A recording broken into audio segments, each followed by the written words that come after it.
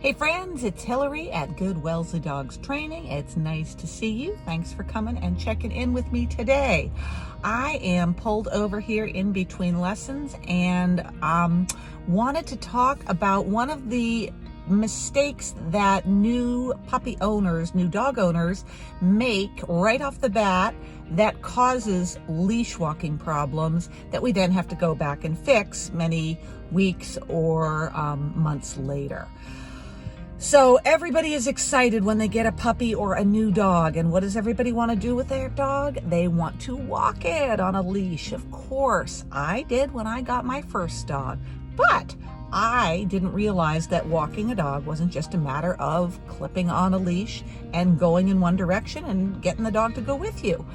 There are leash handling skills that are involved, and the dog needs to learn how to walk with the person, and the person needs to learn how to effectively walk and lead a dog.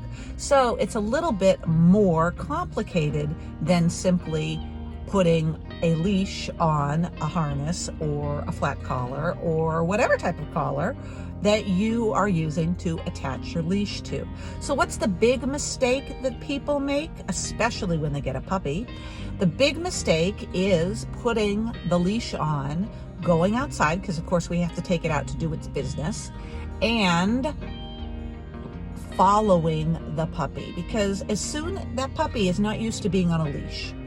And as soon as it gets to the end of its leash, it feels opposition, whether it's on its back in a harness or whether it's around its neck, and it pulls. Nature gives us all an opposition reflex, which makes us pull against something that is pulling back against us.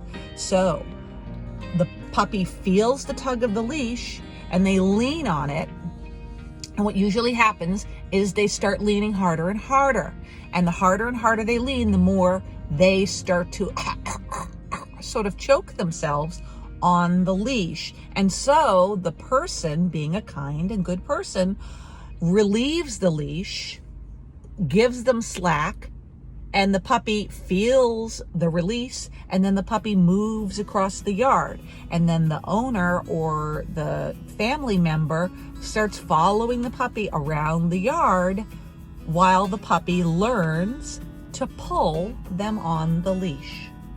So it's really critically important that you plan to work with someone, if you haven't had a puppy or a dog before, who knows how to teach you how to appropriately walk a dog on a short leash.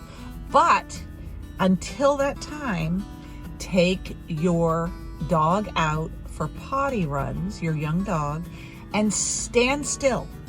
If you stand still and they pull against the leash and you don't go with them, then they're going to come back and release the pressure on their own and go a little bit in the other direction, and then sniff and smell and do their business, or pull a little bit more, but don't go with them. Don't relieve it for them. Allow them to relieve the tension on the leash, and they will come back. And what they'll realize is that the pressure goes away when they come back closer to the person, which is really exactly what we're teaching them later on when we have to correct the leash pulling that new owners have taught their puppy to do by using a training collar like a prong collar or some other action collar that puts pressure on and takes pressure off when the dog comes closer to us. If we just get it right in the beginning by standing still and not following the puppy across the yard and not trying to walk the puppy when you haven't learned what you're doing yet, and the puppy doesn't know about pressure and release yet. If you want to take your puppy out for a little bit of an explore in the yard, don't use that really short little leash. Put them on a longer line so that they have a little bit more freedom. They're still going to want to stay in your general area, because young puppies are very concerned about their safety and by staying near their leaders. And if they do get to the end of that line, stay still. Let them figure out how to come back to you and take the pressure off the leash. If you have patience and you stand still and you wait for them to figure out The pressure will go away on my neck or my back if I get closer to my human. Then you're teaching them not to pull against you on the leash, instead of teaching them to pull you and that you will go with them because you're worried about them choking. They're not going to choke themselves, guys. And you don't want to hurt them by pulling back against them when they're too young to know what's going on. Just stand still, be patient, and let the puppy take the time to figure out that being with you and closer to you on a loose leash is more comfortable than trying to pull against what should be you, an immovable object, when they're trying to pull you. All right, that's my tip for today. I'm going to be off to my next lesson, and I hope you have a wonderful day. Take care.